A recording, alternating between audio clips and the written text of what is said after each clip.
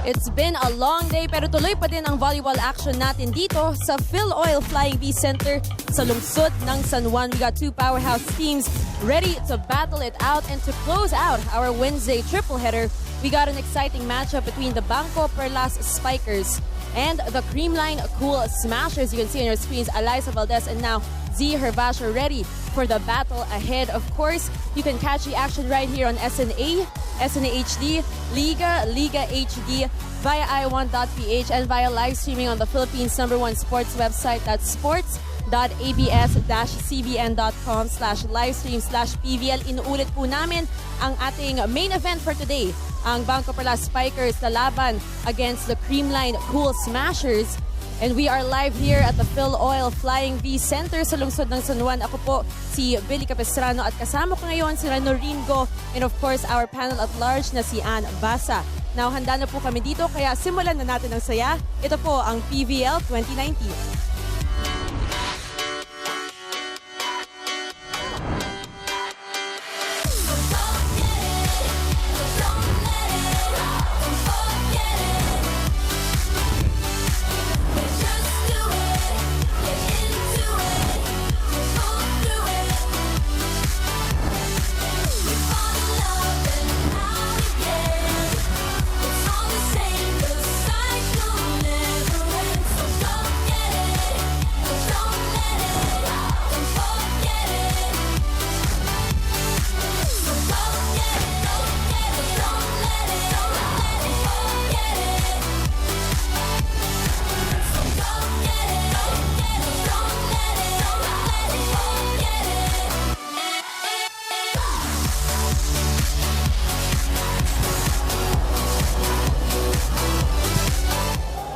What's up mga kapamilya? We are down to our last and final game of the day, but of course we will be ending it with an exciting note with a matchup between the BanKo Perlas Spikers and the Creamline Cool Smashers. Last Saturday, the BanKo Perlas Spikers claimed the win against Air Force in 3 sets after Gisele Tan stepped up for her team, with Jemper out recovering from dengue. While on the other hand, last Sunday, the Creamline Cool Smashers claimed their 3rd straight win of the season with another sweep against a fairly new team in the league, which is the Chef's Classics. Kaya Billy and Noreen, I'm pretty sure we're going to have another challenging match, knowing that both teams have already played against each other. So I'm curious to see what type of adjustments they would be making in order to claim today's win. Yes, yan ang aabangan natin sa laro natin ngayon. Thank you so much, Anne, for refreshing our minds and for those updates yung sa mga nangyari sa ating dalawang koponan in their previous games. Now, Noreen, given these updates, kamusta na ang kalagayan ng ating current tournament standings? Oh, Billy, it's really been a long day, 2 5-setters today, so we want to share with them, you know, what it looks like in terms of win-loss record. And you can see Creamline at the top 3-0, Pacific Town Army at top but the win 2-0, BanKo Perlas 2-1, Chocomucho, Petrogas Motolite 1-1, Balipure with the win earlier 1-2, Chef's Classic 0-2, and Air Force 0-3. And because this is going to be, an exciting matchup for everybody watching today, and what are all the ways that, they can connect with us in today's coverage? Okay guys, so be sure to tweet us at ABS-CBN Sports and use the hashtag PVL2019, and you can also check out our Instagram page for exclusive photos at ABS-CBN Sports. And to keep up to date of all things Premier Volleyball League, you can check out the #1 sports website of the Philippines, sports.abs-cbn.com. And lastly, be sure to like and share our Facebook page at Premier Volleyball League. It's almost close to 1 million likes. It has 983,173 likes. So be sure to like and follow away. So almost 1 million likes. How many more until 1 million? Kaya mo ba? How many more? Maybe around mga 16,000 plus. 16,827 follows until we reach 1 million. Well, Anne, I know that you have to go. You have a lot of work to do. Kami po ni Noreen, dito lang kami dahil mga kapamilya sa aming pagbabalik, mas pag-uusapan pa natin ang dalawang kuponan na maghaharap sa araw na ito. Ito po ang PVL 2019.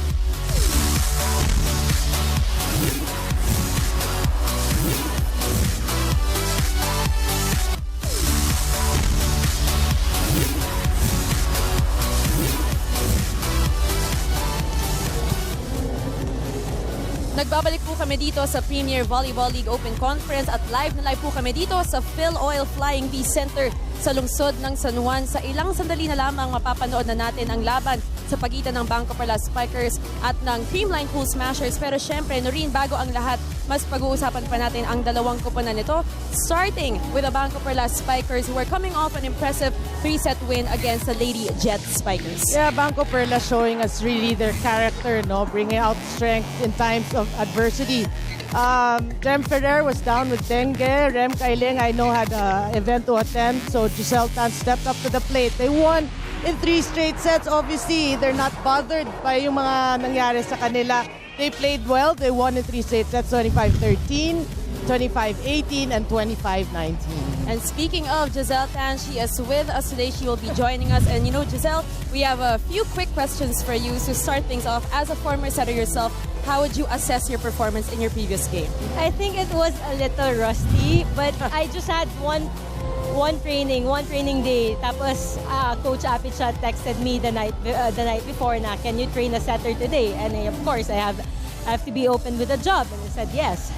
Yeah, so I'm sure your fans, they're really happy with the way you played. So what was your mindset? Can you share with your fans that change, you know, just the night before? I mean, what was your mindset coming into the game? I was focused that my job is not to get the first ball but the second ball. Really focused, and of course I have to do it for my teammates, for Jem, for Rem. All right, thank you so much, Gisele. And I know that you will be playing the setter again in today's game. So another challenge for you. But thank you so much for joining us, and good luck in today's game. Good luck. Thank you. And now, Gisele Tan, sabi nga natin, Noreen, she really stepped up for her team in that game in the absence of Jem Ferrer, who was sidelined due to dengue. And sabi nga ni Jem kanina, I got to talk to her, she said that she's very proud of Gisele's performance. Yeah, I mean, 26 running sets. But what I like about what she said the night before she found out, but her mindset really is, I have to play my game and remember to get the second ball and not the first ball. So there you have it, you know, another challenge right there for Gisele Tan. She had 20 running sets in that game against Lady Jet Spikers. Ngayon sa aming pagbabalik, pupunta naman tayo sa mga kalaban ng BanKo Perlas Spikers, ang Creamline Cool Smashers. Dito lamang sa PVL 2019.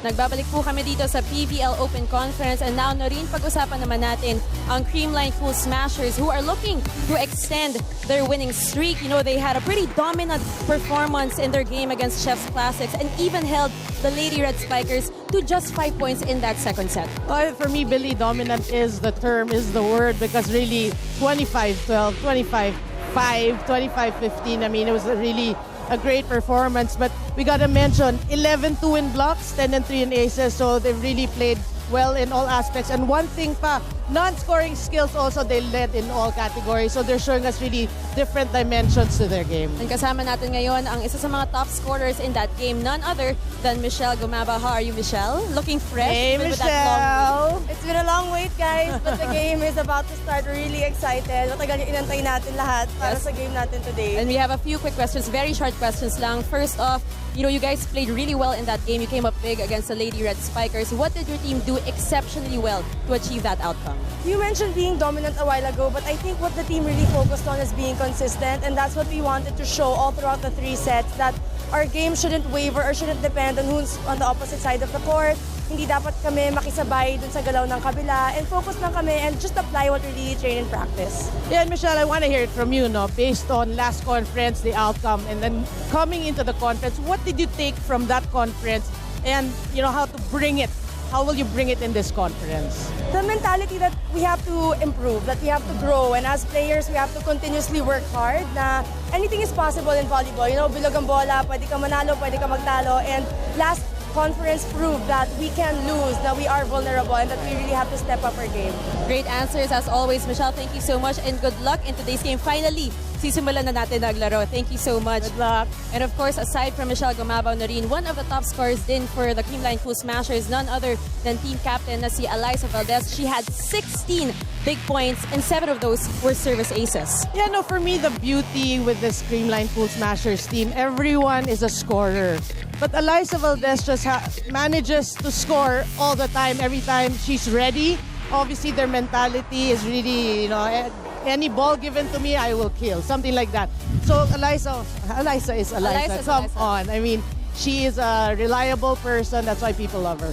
And it's going to be a very exciting matchup. I'm sure all of you are excited for this game. So please, before anything else, do tweet us at ABS-CBN Sports. Gamit ang hashtag na PVL2019. You can also check our Instagram. That's at ABS-CBN Sports. And please like, share, and follow our Facebook page. Close to 1 million follows. That's at Premier Volleyball League. And to be updated on all things PVL, just go to the #1 sports website here in the Philippines. That is sports.abs-cbn.com/PVL. At yan na nga po, si DJ Jimmy at si DJ Jams. Of course, DJ Jams will be providing the sounds here in the Phil Oil Flying V Center. At mga kapamilya, ito na rin. Sisimulan na natin ang laban sa araw na ito. Ang BanKo Perlas Spikers makikipagsapalaran na sa Creamline Cool Smashers. Dito lamang sa PVL 2019.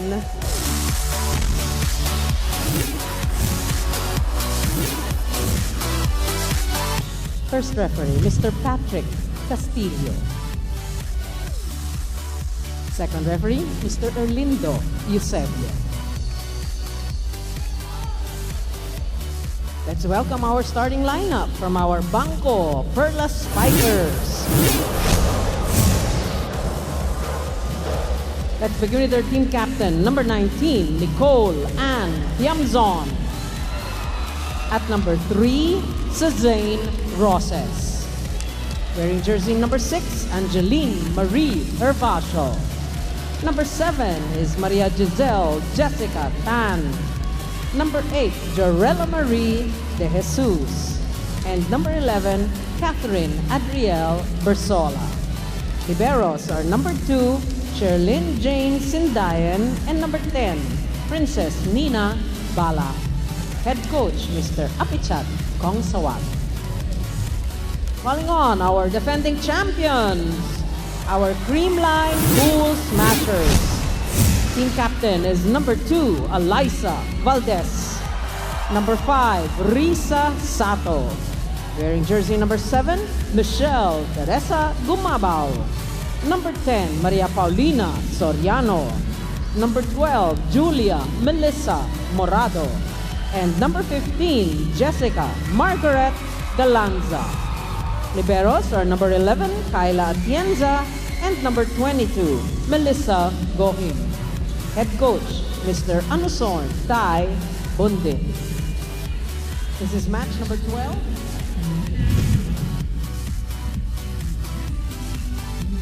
Back here in the Premier Volleyball League Open Conference, and this is a much-awaited game between the BanKo Perlas Spikers and the Creamline Cool Smashers. You can see the starters of the Perlas Spikers on your screens. At ito naman ang starting players for the Creamline Cool Smashers. Familiar faces: Gumabao, Morado, Galanza, Sato, Valdez, Soriano, and their libero, Atienza. Oh, if you look at the starters, imagine the pressure on Gisele Tan. Really, I mean, yeah, she played well the previous game, but again, you're playing against the defending champions of the, I think, all Philippines. And the veterans. And the veterans as well. So the pressure is on her shoulder, so it's really a challenge for BanKo Perlas.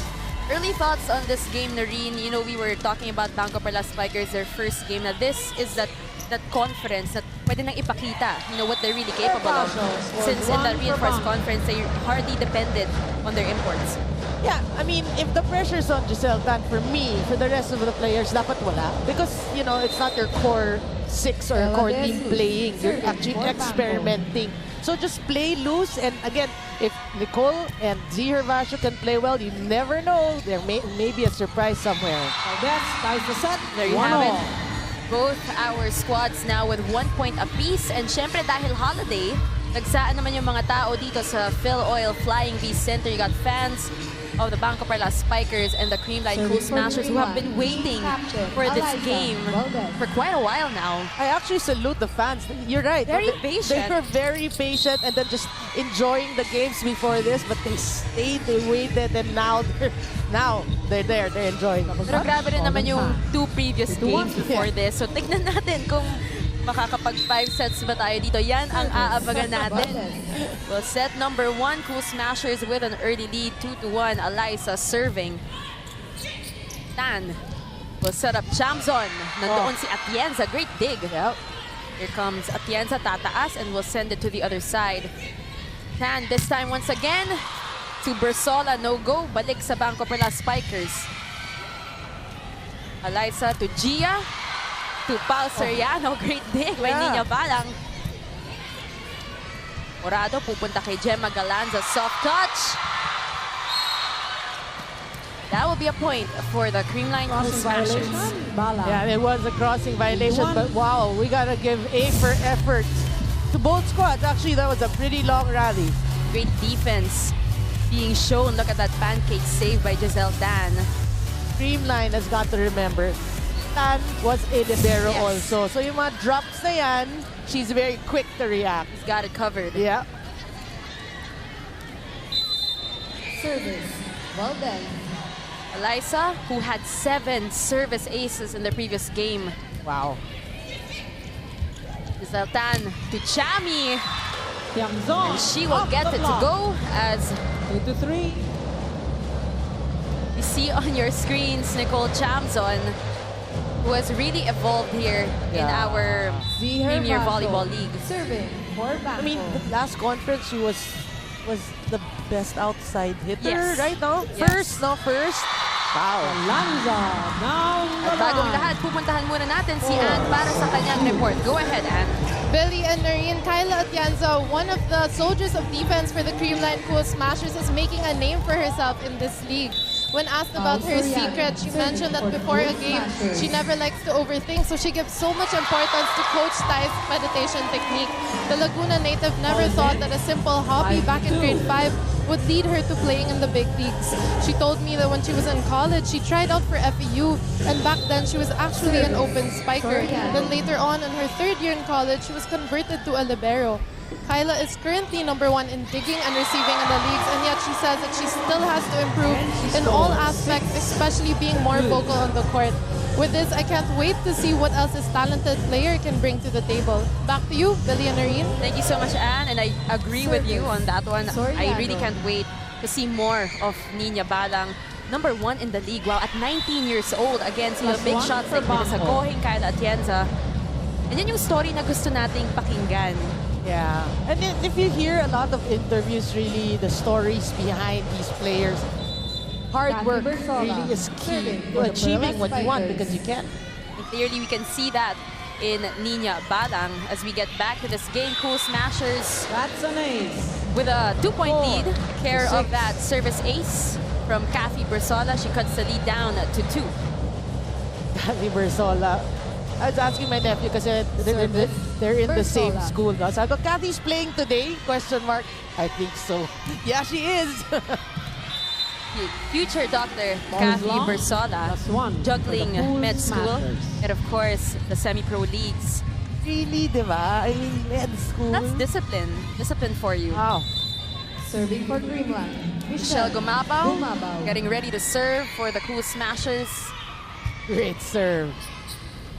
Tan will go back to Chami. She Tiamzon puts it away. with the block. 5-7. That's a good sign for me.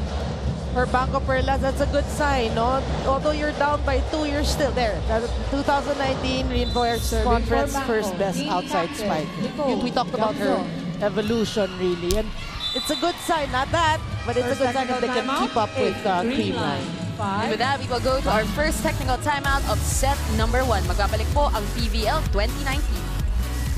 Live na live po kami dito sa Phil Oil Flying V Center sa lungsod ng San Juan. And we got Bright Aquedi and Kiefer Ravenna in attendance here, watching this game between the BanKo Perlas Spikers and the Creamline Cool Smashers. Of course, Kiefer supporting the Cool Smashers, specifically Alyssa Valdez. Yep. Right now, the Cool Smashers with a 3-point lead. And we want to wish him luck. I know he can play Yes. anytime soon, no? Like, Magalanza. few days. Few days, For right. So, Creamline. we support you. And of course, your mom. Magalanza serving. But that will be a point right here Outside for the antenna. Cool Ball Smashers. is out. Yeah, good effort. 9. Good effort, though. Good hustle. Yeah. showed by the Perlas Spikers. Yeah, but for BanKo right now, what you don't want to see is they're struggling in terms of first pass. You know, a lot of shanks there. So if you gotta help your setter. Remember, how many times have she practiced as a setter? So yeah, you gotta help her. You gotta pass better. De Jesus. Look at well that read attack by Sato. Risa Sato coming alive 10 here to in 5. set number 1. We're gonna take a look at that one more time. And that block rather by Timeout. Risa as we go to a BanKo timeout Perlas. called by the BanKo Perlas Spikers.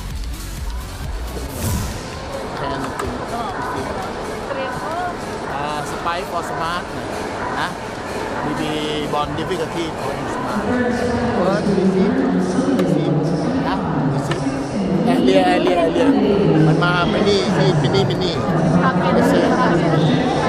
Kusap tayo. leader Sa likod ako.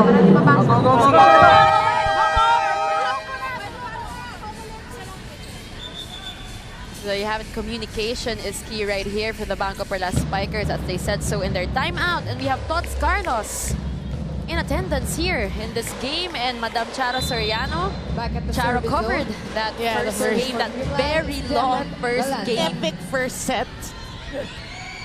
that spanned around 3 hours, if I'm not The mistaken. first game, but the first set was 51 Yes. minutes. Are you kidding me?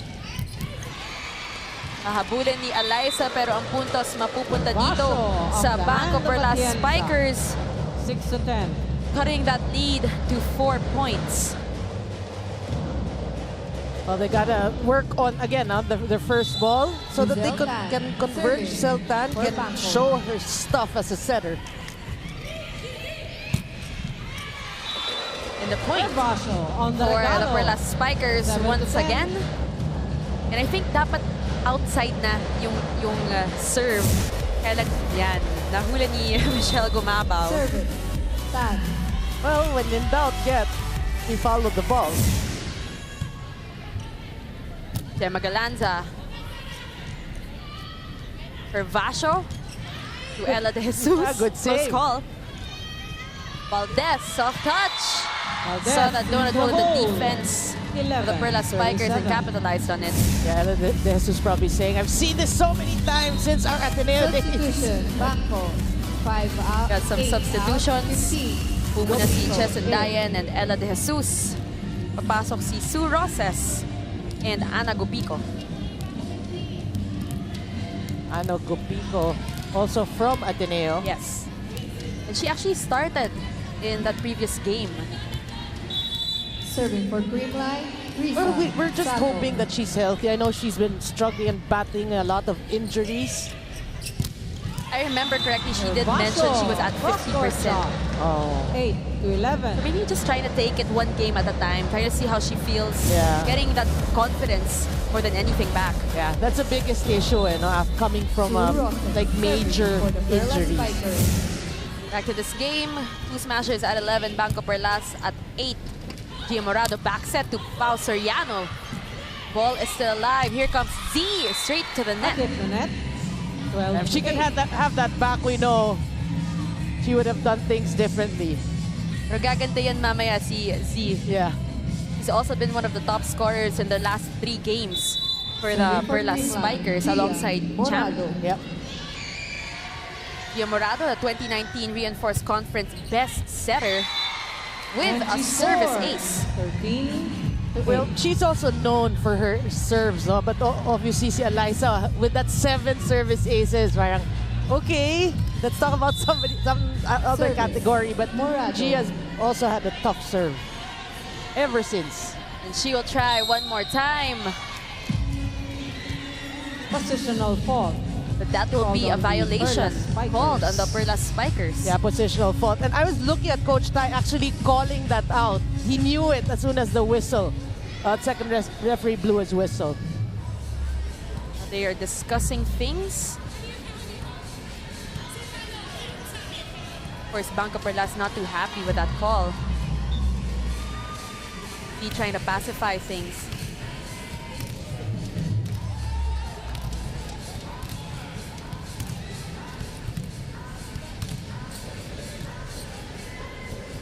The conversation's still going. Yep. try to find out a little bit later on what is going on here. Well, BanKo still pleading their case, explaining the rotation.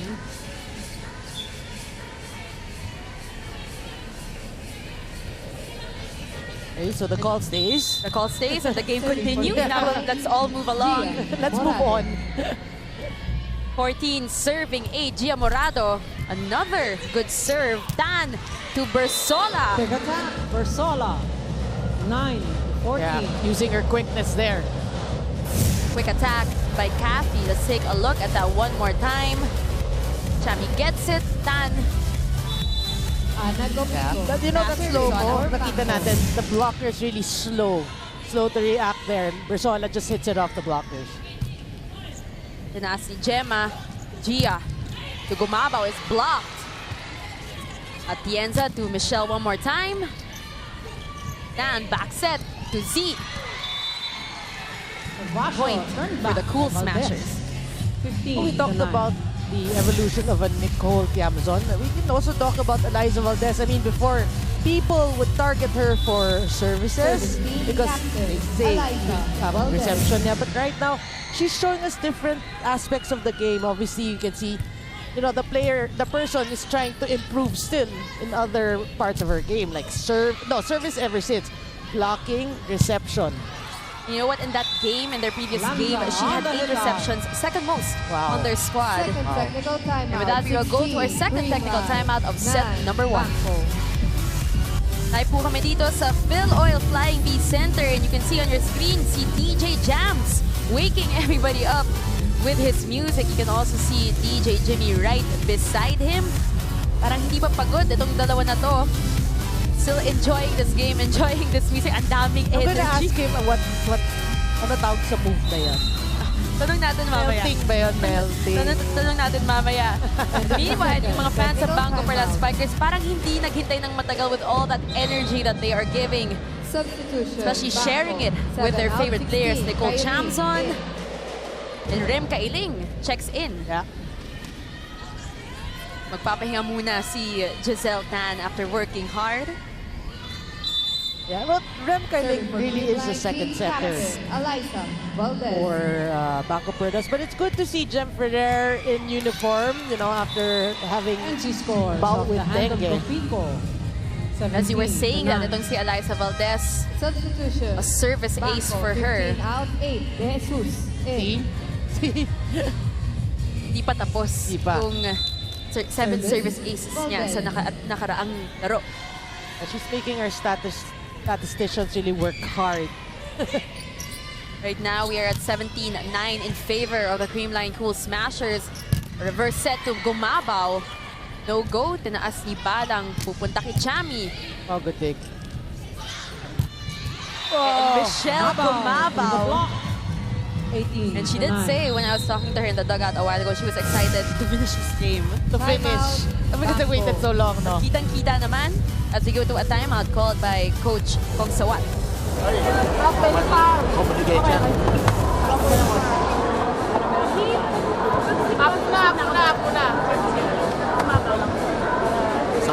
Sayawin na.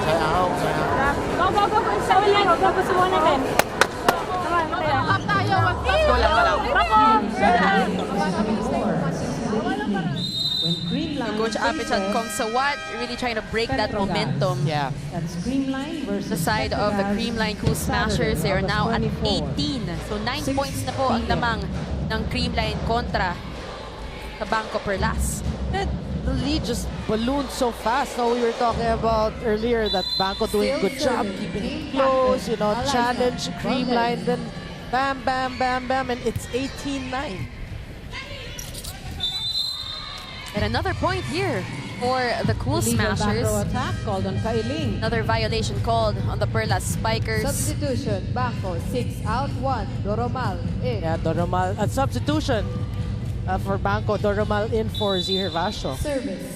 Valdez. Trying to make some adjustments here in this game. And Coach Roger Gorayev. Yeah, hello, Coach Also Roger. there. Galanza guarding the net. A smart move by 20 Gemma to 9. Galanza. You take a look at our score right now. Noreen, what can you say? 20-9 as Coach Roger waves hello. Service. Nakita rin natin si Content. Phil Cayetano. Yeah. No, really, we said earlier that they were struggling. Talking about BanKo Perlas. In terms of first ball, there you go, 21, case in point. The 9. last 3 points were shacks. They really have to check that. You cannot be receiving that way and expecting your setter to create miracles. You gotta help your setter. Service. Nagkakagulo na nga sa side na Yeah. itong BanKo Perlas Spikers habang ang Creamline Cool Smashers naman holding on to a very comfortable That's an lead. ace. And you know what? Eliza 22 Valdez to and those 9. service aces right on cue. 22-9. All aspects of the game, I'm telling you, even serving. But she has, Service. even when she was in college, Well service was really one of her specialties already. Unfortunately for That goes Eliza, wrong. that Plus will one be a for service BanKo. error.